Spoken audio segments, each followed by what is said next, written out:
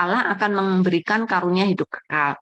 Artinya apa? Ketika kelahiran baru itu diberikan oleh Allah kepada manusia, maka dia akan sampai hidup kekal. Jadi tidak akan mati lagi. Bukan kayak lampu dihidupin, matiin gitu enggak ya. Satu kali dihidupkan, maka kelahiran baru diberikan, hidup kekal diberikan, dan sampai selama-lamanya kehidupan kekal itu akan efektif. Selamat malam teman-teman semua, baik yang dari gereja Abdi Sabda ataupun juga dari teman-teman Sabda. Ini teman-teman yang dari MLC Sabda. Ini bukan gereja milik Sabda. Kebetulan saja namanya sama. Dikira ini gerejanya Sabda. Ya namanya kebetulan GKA Abdi Sabda. Ya mereka sudah jauh lebih tua dibandingkan Yayasan Lembaga Sabda ya. Senang sekali bisa bersama-sama. Malam hari ini saya akan membawakan secuplik pengertian tentang doktrin keselamatan. Jadi kalau bisa saya akan membawakan ini hanya 30 menit karena hanya seharusnya sangat singkat. Tetapi saya ingin teman-teman lebih banyak untuk berinteraksi ya, untuk bertanya gitu. Jadi, oke, saya langsung aja ya, saya akan share screen. Ya, memang yang diminta Ibu Titing itu doktrin keselamatan, tapi untuk membawakan keseluruhannya rasanya kok hampir impossible ya, panjang sekali dan ya sulit kalau dibawakan hanya dalam satu kali sitting, satu kali pertemuan ya. Jadi saya akan memilih hanya 2 saja dari satu rangkaian doktrin keselamatan, yaitu lahir baru dan hidup baru. Nah, harapannya 30 menit lalu nanti tanya jawab. Tapi sebelum itu, jadi ini agenda kita ya. Jadi saya akan mulai dulu dengan 00. Ini awal gitu ya untuk kita mengerti seluruh gambaran besar dari keselamatan. Ada satu istilah yang namanya ordo salutis atau urutan keselamatan. Ini dibuat terkhusus oleh para ahli teologi yang melihat bahwa di dalam keselamatan itu ada Ada kejadian-kejadian yang secara kronologis itu bisa bisa diteliti gitu. Nah, karena itu ordo salutis ini menjadi acuan bagi kita untuk melihat keseluruhan sebenarnya ketika kita diselamatkan itu kejadiannya gimana sih gitu ya. Nah ini ada 10 kejadian dari awal keselamatan sampai akhir. Nah saya akan ceritakan keseluruhan lalu saya akan menolong teman-teman semua untuk bisa melihat itu dengan beberapa cara pandang ya. Oke, urutan keselamatan itu terjadi kapan? Pertama yaitu kita dipilih. Ini dari sudut pandang keseluruhan keselamatan ya. Pertama itu kita dipilih dulu oleh Allah gitu ya. Ini doktrin pemilihan. Tapi hari ini kita nggak ngomongin tentang pemilihan ya. Jadi jangan tanya tentang doktrin pemilihan karena ini bukan tempatnya gitu. Tapi ini urutan ya. Urutannya seperti ini. Kita dipilih dulu oleh Allah. Kemudian kita mendengar Injil pemberitaan yang isinya adalah kabar baik, keselamatan di dalam Yesus Kristus. Lalu ketika kita mendengar Injil itu kita dilahirbarukan atau diregenerasi. Jadi pemberitaan Injil itu sangat penting, menjadi satu bagian yang penting di dalam urutan keselamatan. Kita harus mendengar Injil. Itu sebabnya kita harus memberitakan Injil dan Injil harus diberitakan. Itu kenapa? Karena tanpa mendengar Injil kita tuh nggak bisa diselamatkan. Jadi mendengar Injil lalu kita dilahirbarukan oleh Allah yang kita juga tahu nama lainnya adalah diregenerasi. Lalu keempat bertobat. Jadi ketika kita sudah dilahirbarukan oleh Allah lalu kita bertobat. Nah inilah permulaan hidup baru. Lalu kelima, kita dibenarkan. Keenam, kita diadopsi untuk menjadi keluarga Allah. 7, kita mengalami pengudusan terus-menerus di dalam proses kita menjadi orang Kristen yang sudah dilahirbarukan dan sudah hidup baru. Lalu kita juga menikmati pemeliharaan Allah sehingga kita bisa tekun sampai akhir, gitu ya. Jadi ketekunan kita sampai akhir itu karena kita dipelihara oleh Allah. Kemudian 9, kita dipanggil Tuhan atau mati, ya. Kita dipanggil Tuhan, lalu kita dimuliakan, ya, di surga. Nah, ini 10 urutan ini tidak bisa dibalik-balik, gitu ya. Urutan ini menurut para ahli teologi dan juga dari penyelidikan Alkitab, dasar firman Tuhannya ada, gitu ya. Jadi itu urut-urutan. Nah, urut-urutan ini bisa dilihat dari sudut pandang kita, bisa dilihat dari sudut pandang Allah, ya. Nah, saya akan melihat dulu dari sudut pandang kita, ya. Kita dipilih, ya, kita dipilih oleh Allah. Lalu kita mendengar Injil, lalu kita dilahirbarukan, lalu kita bertobat, lalu kita dibenarkan, lalu kita diadopsi menjadi keluarga Allah, kita kemudian hidup mengalami pengudusan, lalu kita menikmati pemeliharaan Allah, kita dipanggil oleh Tuhan, ketika kita sudah selesai waktu di dunia ini, lalu kita dimuliakan. Nah, ini dilihat dari sudut pandang kita. Kalau saudara melihat ditandai dengan kalimat pasif, dipilih, gitu ya. Artinya kita itu tidak ikut ambil bagian di situ. Allah yang memilih. Kita itu cuma dipilih. Jadi tidak ada pilihan atau tidak ada permintaan, gitu ya. Tapi itu hak prerogatif Allah. Allah yang memilih. Nah, tapi mendengar Injil itu tugas kita. Jadi memang Allah akan memanggil orang-orangnya atau juga gereja atau juga hamba Tuhan atau siapa saja untuk memberitakan Injil. Tetapi kita harus mendengar Injil, ya. Kita harus mendengar Injil. Nah, kemudian ketika dilahirkan baru, artinya itu pasif juga. Itu bukan kita yang melahirbarukan diri sendiri, tapi kita dilahirbarukan oleh Allah. Nah, keempat, bertobat itu kita yang bertobat, ya. Itu kita ikut ambil bagian di situ karena setelah dilahirbarukan kita hidup di dalam roh yang baru, di dalam ciptaan baru, lalu kita bertobat. Nah, dibenarkan itu juga manusia nggak ikut-ikut, kita nggak ikut-ikut, tapi Tuhan yang membenarkan kita. Lalu kita diadopsi itu juga pekerjaan Tuhan, Tuhan yang mengadopsi kita. Nah, sedangkan 7 dan 8 itu kita ambil bagian. Memang kita menjalin pengudusan, tapi itu juga Allah. Jadi 7 dan 8 itu Allah dan kita tuh bekerja sama. Kita menjalani pengudusan, Allah menolong kita, kita juga terus-menerus mengalami pembaharuan dalam hidup kita. Allah menyediakan lagi sarana pengudusan, kita lagi gitu ya, terus-menerus seperti itu. Juga menikmati pemeliharaan Allah sehingga kita tekun. Kita itu tekun itu bukan karena keinginan diri sendiri saja. Ada bagian kita, tetapi ada bagian Allah.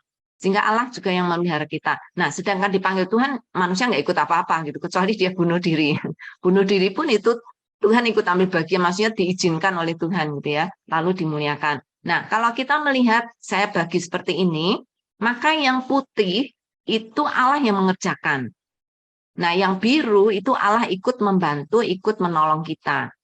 Sedangkan yang kuning itu adalah bagian dari kita.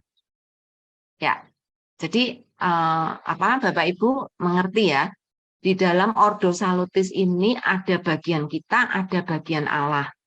Nah, kalau saya lakukan seperti ini, nah, yang putih itu kan Allah yang mengerjakan. Kita bisa lihat tidak? Tidak. Kita nggak bisa lihat. Kita dipilih tuh gimana caranya Allah milih, bagaimana caranya milih, kita juga nggak tahu gitu ya. Kita dilahirkan baru, apakah kita tahu? Kita juga nggak tahu gitu. Kita dibenarkan juga kita nggak tahu. Kita diadopsi juga kita nggak tahu. Kita dipanggil Tuhan, ya karena saya juga belum pernah mati, gimana ngerasainnya saya dipanggil Tuhan juga saya nggak ngerti. Tapi yang jelas ketika kita mati, Tuhan yang 100% memanggil kita gitu ya, bukan maunya kita gitu ya. Kemudian dimuliakan. Nah, kalau saya melihat begini berarti ini adalah bagian kita. Nah, kalau kita melihat dari sudut pandang manusia, maka seakan-akan gini, kita tuh dipilih apa enggak tahu? Ya enggak tahu, kan itu Tuhan yang tahu. Yang kita tahu, kita mendengar Injil, lalu kita bertobat, lalu kita mengalami pengudusan, tiap mengalami hidup baru, kemudian dikuduskan, lalu kita juga diberi ketekunan oleh Allah, kita mencoba berusaha untuk tekun di hadapan Tuhan untuk menjaga iman kita, gitu ya. Nah, ini bagian kita. Jadi kalau Ordo Salutis ini dilihat dari sudut pandang manusia, maka seakan-akan kita tuh nggak tahu kapan kita itu dilahirkan baru, kapan itu kita diregenerasikan oleh Allah ya. Kita tidak tahu, kita dipilih juga tidak tahu, kita dibenarkan, diadopsi juga prosesnya seperti apa, kita tidak tahu. Tetapi Alkitab yang menjelaskan itu kepada kita. Jadi yang putih-putih ini yang bagian Allah ini, kok kita bisa tahu? Nah, itu yang Tuhan yang kerjakan, kok kita bisa tahu? Kita tahu dari Alkitab. Alkitab yang menceritakan itu kepada kita. Nah, mungkin saya harus hati-hati ya. Kalau kita melihat dari sudut pandang Allah, yaitu dari sudut pandang Alkitab, itu seperti ini. Dipilih, dilahirkan baru, dibenarkan, diadopsi, dan seterusnya. Gitu ya. Nah, ini yang seringkali menyebabkan kita confused, bingung gitu ya. Karena yang putih-putih ini kita tidak bisa lihat dengan kasat mata. Yang bisa kita lihat kasat matanya itu yang ini. Kita mendengar pemberitaan Injil terus kita bertobat. Nah, itu sebabnya ketika kita mengatakan orang ini sudah lahir baru belum, itu biasanya ditandai, lah you sudah bertobat belum gitu ya. Nah, itu sebenarnya karena cara pandang kita yang yang beda. Kalau kita melihat dari sudut pandang Allah, kita tuh dilahirkan baru dulu, baru kita itu bertobat. Tetapi kalau kita melihat dari sudut pandang manusia, seakan-akan kita tuh bertobat, lalu baru kita percaya pada Yesus. Sepertinya tidak seperti itu kalau kita melihat dari sudut pandang Allah. Nah, semoga saya tidak membingungkan. Tapi Ordo Salutis ini harus dimengerti supaya ketika kita berbicara tentang lahir baru dan hidup baru, kita tuh bisa tahu sebenarnya kita ada di proses yang mana, bukan di proses ya, tapi di urutan yang mana, gitu ya. Nah, kalau saudara melihat urutan ini, maka saudara tahu lahir baru sama hidup baru itu duluan mana? Duluan lahir baru ya, baru kemudian hidup baru. Nah, tapi kan sering kita bingung karena apa? Kita tuh nggak tahu kapan kita lahir baru, karena yang mengerjakan itu Allah. Sehingga sebenarnya secara belak-belakan ya, sebenarnya tidak banyak gunanya gitu. Kalau kita memperdebatkan, kamu sudah lahir baru belum? Aku sudah lahir baru belum? Sebenarnya secara kasat mata kita nggak bisa lihat, makanya kita seringkali bingung dengan itu ya.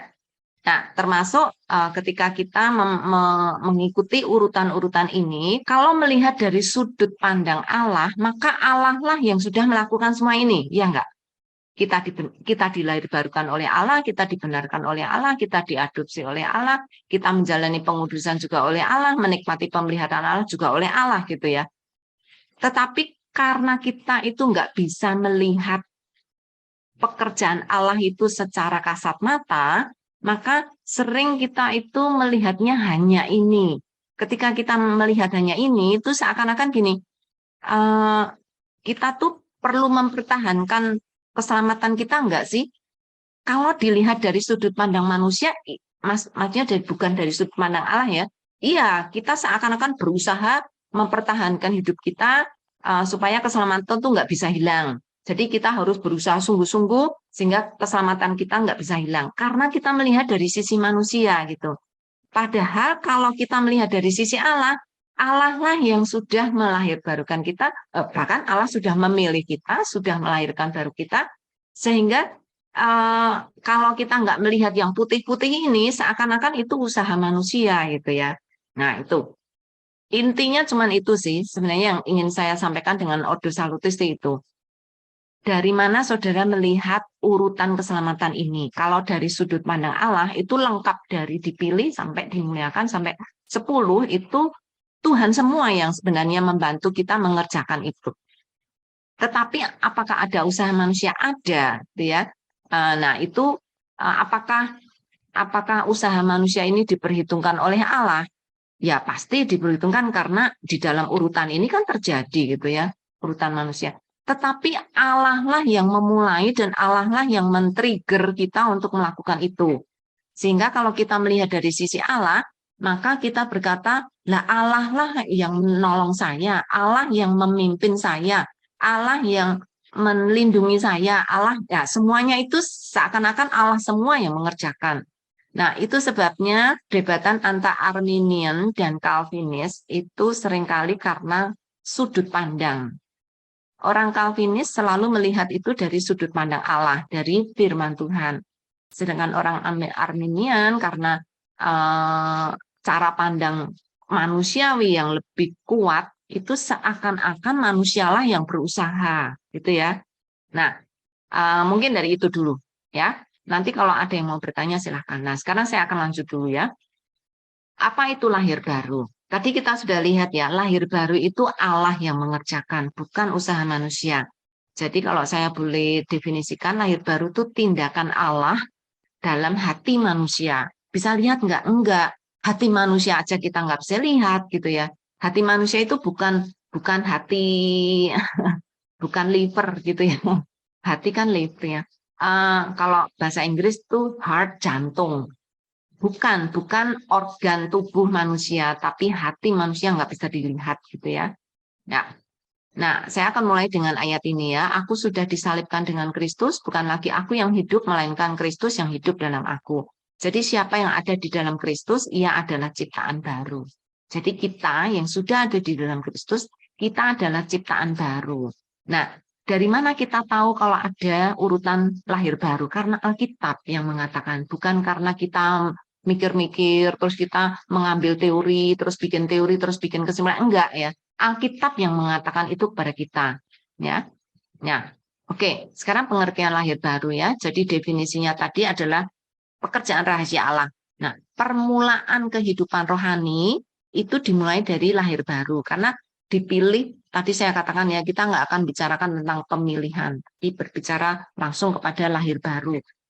Jadi dari seluruh apa namanya seluruh urutan tadi kita tuh cuman membicarakan tentang dua hal yaitu lahir baru dan hidup baru karena itu yang bisa kita jadikan apa satu permulaan untuk belajar ya nanti kalau saudara mau bisa yang lain-lain gitu ya jadi permulaan kehidupan rohani atau kelahiran yang dari atas ini Allah yang mengerjakan gitu ya ini permulaan rohani karena apa dulu ketika Adam jatuh dalam dosa dia mati mungkin bukan mati gitu ya, tapi kematian rohani.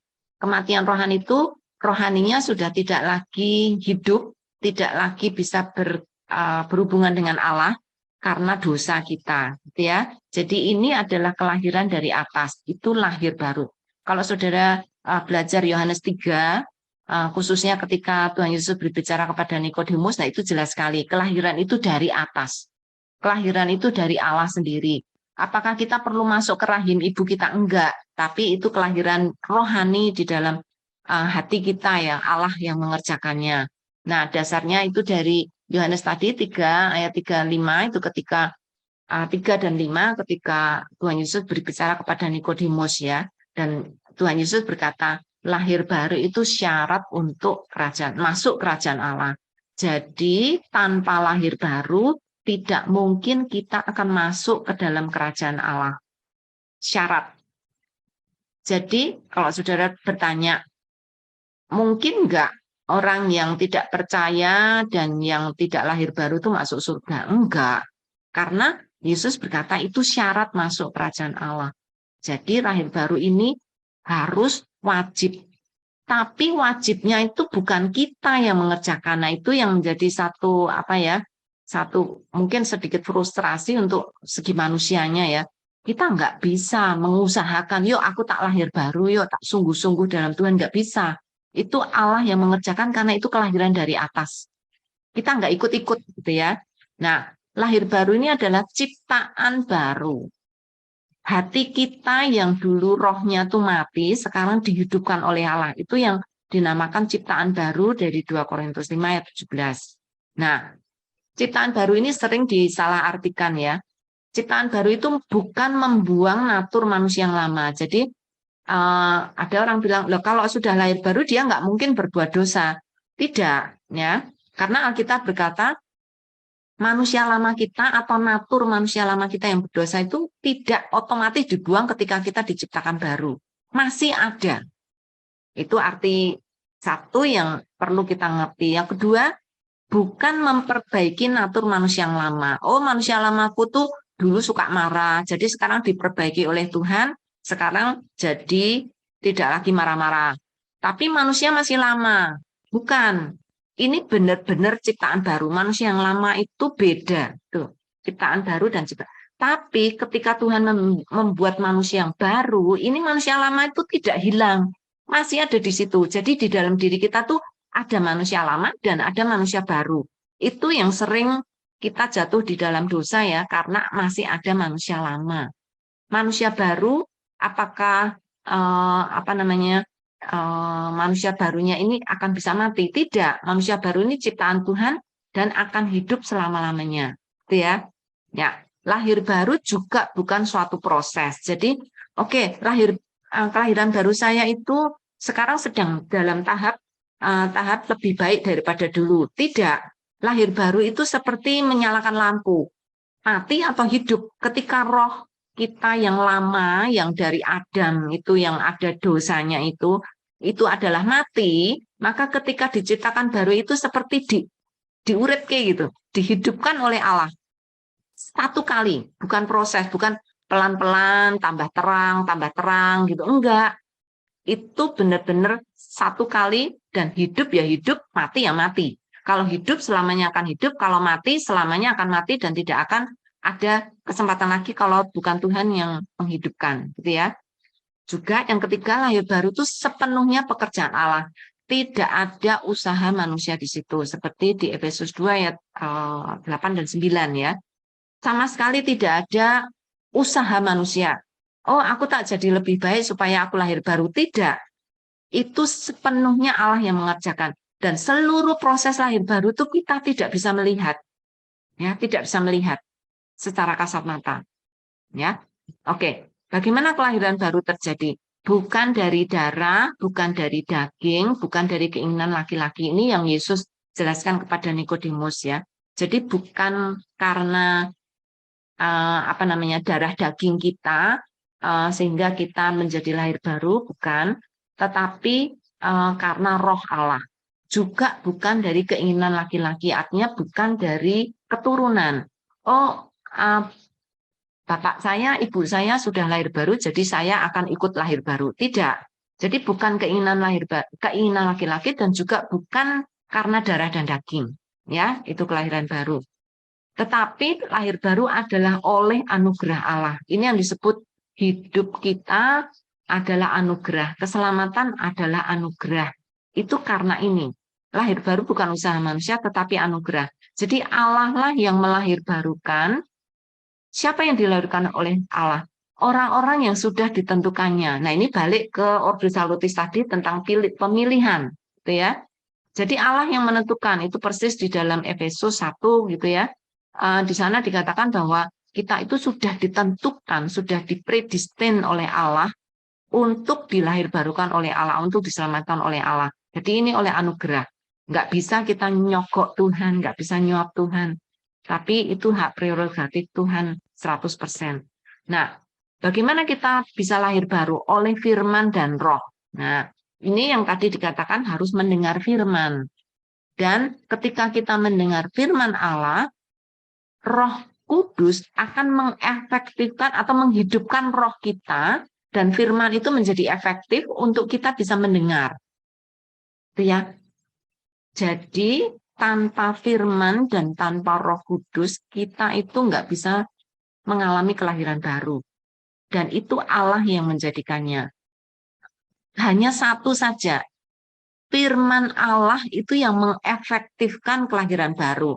Jadi kelahiran baru itu bisa jadi kita itu sudah dilahirkan baru oleh Allah, tapi karena kita belum mendengar firman dan kita belum diinjili, maka itu belum efektif. Ketika kita mendengar firman, baru kelahiran baru itu menjadi efektif. Jadi kalau ditanya, apakah kelahiran baru itu terjadi bersamaan dengan pertobatan? Belum tentu. Bisa jadi kelahiran baru itu sudah lama, tapi karena kita nggak mau mendengar Injil, atau kita terus-menerus menolak Injil, bisa saja kelahiran baru itu belum terjadi. Tetapi ketika saatnya Tuhan, maka firman yang kita dengar itu mengefektifkan sehingga kelahiran baru itu menjadi satu awal ciptaan baru, gitu ya. Ya, oke, karya Allah dalam kelahiran baru jelas. Ini pekerjaan Allah. Jadi roh Allah yang melahirbarukan kita.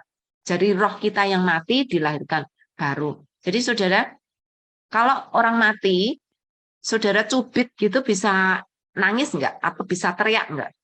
Ya bisa. Wong dia mati kok. Saudara mau cubit, saudara mau tendang, saudara mau injek-injek gitu ya, itu tuh tidak akan merasakan apa-apa karena dia mati. Tetapi ketika roh Allah menghidupkan, baru kita itu bisa merasakan, baru kita bisa merespon. Dicubit, saudara akan teriak, aduh sakit, gitu ya. Nah itu ketika roh kita dihidupkan oleh Allah, itu kelahiran baru terjadi. Gitu ya. Nah, ketika kelahiran baru itu terjadi, maka kita sudah ditempatkan Allah di dalam keluarga Allah. Walaupun belum efektif, tetapi Allah sudah menempatkan kita di dalam keluarga Dia karena kita dibenarkan, kita diadopsi itu tadi ya. Jadi setelah peristiwa kelahiran baru, maka kita dibenarkan diadopsi, itu sudah dipersiapkan Allah untuk ada di dalam satu keluarga. Lalu Allah akan memberikan karunia hidup kekal. Artinya apa? Ketika kelahiran baru itu diberikan oleh Allah kepada manusia, maka dia akan sampai hidup kekal. Jadi tidak akan mati lagi. Bukan kayak lampu dihidupin, matiin, gitu enggak ya. Satu kali dihidupkan, maka kelahiran baru diberikan, hidup kekal diberikan, dan sampai selama-lamanya kehidupan kekal itu akan efektif. Gitu ya. Ya. Nah, sekarang pertanyaan yang sering kita tanyakan ya, dari mana saya tahu saya sudah lahir baru? Ya, ada 3 cara yang Alkitab tunjukkan pada kita. Pertama, kesaksian roh. Jadi kalau roh kita yang tadi mati, sekarang dihidupkan, roh kita tuh sekarang hidup dan dia itu bisa memberi kesaksian bahwa kita itu sudah hidup. Dari mana roh kita itu bisa memberi kesaksian? Karena ketika mendengar firman, saya tuh bisa mengerti. Ketika mendengar firman, saya itu bisa merespons gitu ya. Nah, roh kita yang sudah dilahirkan baru oleh Allah itu kita tahu bahwa kita itu adalah anak-anak Allah. Dari mana tahu? Ya nggak tahu, tapi roh kita itu ketika mendengar firman, kita tahu bahwa kita adalah anak-anak Allah. Gitu ya. Yang kedua, firman Allah. Ketika kita membaca firman Allah, seringkali kita akan langsung, wih, iya ini benar nih, ini firman ini untuk aku gitu. Oh ini dari firman Tuhan itu aku jadi tahu siapa aku gitu ya. Jadi firman Allah itu mengkonfirmasi kita bahwa kita adalah anak-anak Allah. Gitu ya. Jadi kita tahu nggak? Tahu. Pertama dari kesaksian roh, jadi roh yang jujur yang di dalam hati kita tuh tahu bahwa kita itu sudah dilahirkan baru. Yang kedua, ketika kita mendengar firman, kita itu dikonfirmasi oleh firman bahwa kita itu adalah anak-anak Allah. Jadi kita tahu. Yang ketiga, perubahan hidup. Nah, saya taruh yang paling akhir karena seringkali ini yang diutamakan. Sebenarnya lebih penting kesaksian roh dan firman Allah daripada perubahan hidup saja. Karena perubahan hidup itu bisa ditipu. Kita tuh bisa menjadi orang baik, no. Aku dulu marah-marah loh, sekarang sudah tidak marah-marah. Artinya aku sudah dilahirkan baru. Belum tentu, gitu ya. Nah, perubahan hidup ini harus genuine, harus asli, harus benar-benar alami dari kehidupan baru yang Tuhan berikan pada kita, gitu ya. Nah, perubahan hidup yang seperti apa? Bukan hanya karena tingkah laku atau sifat-sifat kita, tapi terutama dari pola pikir kita. Pola pikir kita diubahkan seperti Roma 12 ayat 1 dan 2, pola pikir kita diubahkan, lalu pelan-pelan atau cepat, nggak tahu ya. Ada yang drastis ketika dia sudah dilahirkan oleh Tuhan, langsung hidupnya itu merasakan perubahan yang drastis gitu ya. Tapi ada juga yang sama sekali tidak merasakan. Kok kayaknya biasa-biasa aja ya. Nah, biasanya orang yang punya bad record atau catatan yang kurang bagus dalam hidup kita, mungkin perubahan itu akan lebih jelas kelihatan. Tapi kalau dari dulu kita udah orang alim, udah orang pendiam, udah orang baik-baik gitu ya, itu ketika dilahirkan baru sering kita nggak merasakan perubahan-perubahan ini. Jadi perubahan hidup itu sangat apa ya, sangat fluktuatif ya. Artinya ada yang cepat, ada yang lambat, ada yang ketara, ada yang tidak, ada yang sama sekali tidak merasakan, ada yang benar-benar berubah 100% gitu ya. Jadi kadang-kadang tidak bisa diandalkan. Karena perubahan hidup ini bisa ditipu juga gitu. Dia pura-pura menjadi orang baik, yang dulunya jahat bisa saja gitu ya. Tapi belum tentu sungguh-sungguh gitu. Karena itu kesaksian roh dan firman Allah jauh lebih lebih jelas gitu ya. Karena dia harus secara pribadi mengalami itu. Ya, itu ya yang pertama. Kedua, hidup baru. Nah, lahir baru dan hidup baru itu beda. Jadi tadi itu lahir baru, tapi sekarang itu hidup baru. Apa hubungannya? Oh, hubungannya erat sekali, sangat. Ya, kita akan lihat kapan dimulai. Ketika kita mulai mampu meresponi firman Allah dengan benar, atau dengan kata lain, ketika kita, roh yang ada di dalam kita tuh mulai hidup. Ketika roh kita mulai hidup, nah itu mulailah hidup baru. Jadi lahir baru dulu, roh kita dihidupkan oleh Allah, setelah hidup kita baru bisa merespon, ya, terutama merespon firman Allah. Ya, kedua, ketika kita merespon firman Allah, kita menyadari siapa saya, siapa Allah. Saya menyadari bahwa saya itu orang berdosa. Saya menyadari Allah itu begitu mengasihi saya. Sehingga ketika saya merasakan, meresponi firman Tuhan itu, saya menangis. Seringkali pertobatan itu hampir, ya, mungkin nggak 100% ya, tapi paling tidak 90%. Kesadaran akan keberdosaan kita itu selalu diiringi dengan tangisan hati. Mungkin tidak dengan air mata, tetapi dengan tangisan hati. Kita tuh benar-benar rasa sekali aku tuh orang yang nggak layak, aku tuh orang berdosa, dan aku tuh sungguh tidak layak dikasihin oleh Allah, tapi Allah tuh mengasihi aku, dan kasih Allah tuh begitu nyata, dan kasih Allah tuh begitu besar. Nah, lalu saudara bertobat. Nah, seringkali, bukan sering sih, kadang-kadang ketika kita mendengar firman, kan untuk lahir baru kan kita harus mendengar firman. Ketika mendengar firman, kita langsung dilahirkan baru oleh Allah, langsung saat itu juga bertobat bisa. Tapi tidak selalu seperti itu. Kadang kita udah mendengar firman tuh puluhan kali, tetap aja masih dablek gitu ya. Masih rohnya itu belum bisa merespon gitu. Tetapi ada juga yang langsung. Jadi tapi yang jelas akan terlihat dari pertobatan. Nah, cuman pertobatan itu pun bisa ditipu gitu. Maksudnya kita bisa menipu. Aduh, aku merasa bersalah. Kadang ada orang yang merasa bersalah gitu ya. Terus dia merasa dia bertobat. Belum tentu. Merasa bersalah karena dia itu merasa merugikan orang lain dan dia merasa bersalah bisa saja. Bukan karena kasih Allah yang begitu besar, bukan karena dosa yang kita bawa, tetapi hanya karena saya merasa bersalah gitu, nggak enak orang itu jadi gini-gini gara-gara saya gitu ya. Nah, ini harus hati-hati. Pertobatan ini pertobatan yang sungguh-sungguh membawa membalikan hidup yang dulunya itu mengarah ke utara, sekarang tuh mengarah ke selatan gitu ya. Jadi kita tuh benar-benar pertobatan tuh berbalik hidup kita kepada Allah dan tidak lagi menjauhi Allah, ya. Nah, dasar Alkitabnya saudara nanti bisa cek ya dari Kolose, Efesus, Galatia, Yohanes, manusia baru, kita dibuat menjadi manusia baru oleh Allah, tidak lagi sama seperti dulu. Nah, ini mulai membicarakan hidup baru. Ketika kita mulai tindakan kita, pola pikir kita berubah, hidup kita berubah, itu kita sudah mulai berbicara tentang hidup baru. Kemudian pembaruan roh dan pikiran, hidup bagi Kristus, kita tidak lagi menyia-nyiakan hidup kita ingin hidup benar-benar memuliakan Tuhan, kita ingin hidup menghasilkan buah, itu adalah tanda-tanda bahwa kita sedang mengalami hidup baru. Ya, hidup baru kita entah ada yang cepat, ada yang pelan, ada yang tidak kelihatan gitu ya, tetapi secara perlahan tapi pasti itu pasti akan kelihatan. Tidak mungkin orang tidak melihat gitu ya. Nah, ini dari hidup baru. Oke. hidup baru adalah hidup dalam roh. Jadi kalau saudara ingin melanjutkan tentang masalah hidup baru, mengapa hidup baru harus hidup dalam roh? Karena dengan hidup di dalam roh, manusia lama kita akan hilang kuasanya. Jadi tadi saya katakan ya, ketika kita lahir baru, Allah itu tidak membuang 100% manusia lama kita. Manusia lama itu masih nempel bersebelahan dengan manusia baru. Dan masih punya kuasa. Itu sebabnya kita masih jatuh bangun dalam dosa. Tetapi kalau kita terus-menerus hidup di dalam roh, artinya kita menuruti kehendak Allah, kita mendengar firman, dan kita bertobat.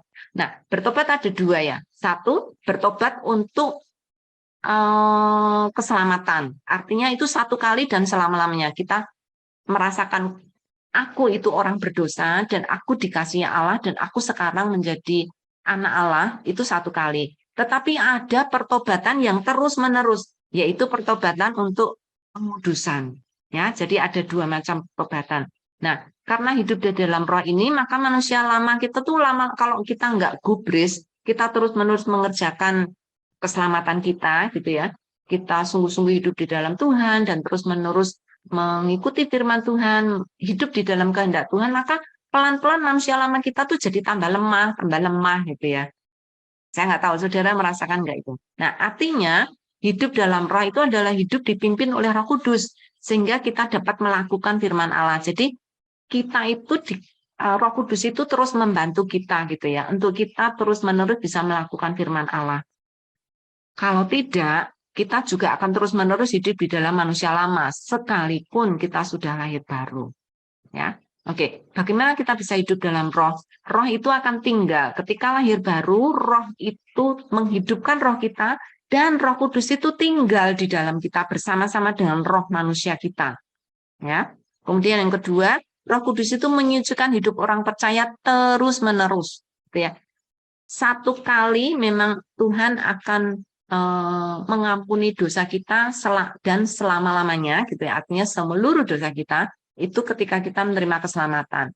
Tetapi karena manusia lama kita masih ada di dalam kita, kita masih terus-menerus berbuat dosa. Tetapi Roh Kudus akan terus-menerus menolong kita karena firman itu menyucikan hidup kita, ya. Dan kemudian, nah ini salah urutannya ya. Harusnya Roma dulu baru Yohanes dulu. Roh Kudus memelihara orang percaya sampai harusnya ini dulu. Roh Kudus dulu mematikan manusia lama ya. Kalau kita terus-menerus hidup di dalam roh, maka mulailah manusia lama itu lemas dan akhirnya mati, ya. Nah, kemudian Roh Kudus akan memelihara orang percaya sampai akhir. Nah, ini yang terakhir ini urutannya salah, sorry. Oke. Nah, bagaimana ilustrasi hidup di dalam roh atau hidup baru? Itu Yesus memberikan contoh yang sangat indah sekali, yaitu tentang pokok anggur. Yesus adalah pokok anggur, sedangkan kita adalah ranting-rantingnya. Kita adalah ranting-ranting yang dicangkokkan ke pokok anggur. Kan kita tuh sudah lepas sebenarnya dari pokok anggur. Ingat nggak? Ketika Adam jatuh dalam dosa, kita itu sudah lepas dari pokok anggur.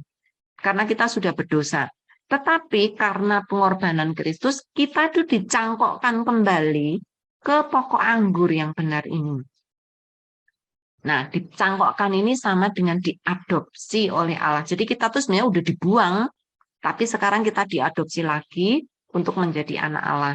Ya, ranting-ranting ini menempel di dalam pokok anggur. Disinilah hidup baru kita itu mendapat makanan. Hidup baru kita itu bisa hidup karena apa? Karena kita terus-menerus menempel di pokok anggur. Itu arti juga hidup di dalam roh.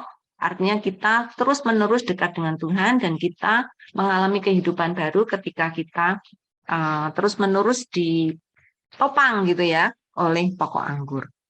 Itu sampai di sini. Memang sebenarnya masih banyak ya tentang doktrin keselamatan, tapi dua ini dululah supaya kita bisa mengerti yang pokoknya dulu. Saya stop share ya. Saya akan beri waktu untuk tanya jawab.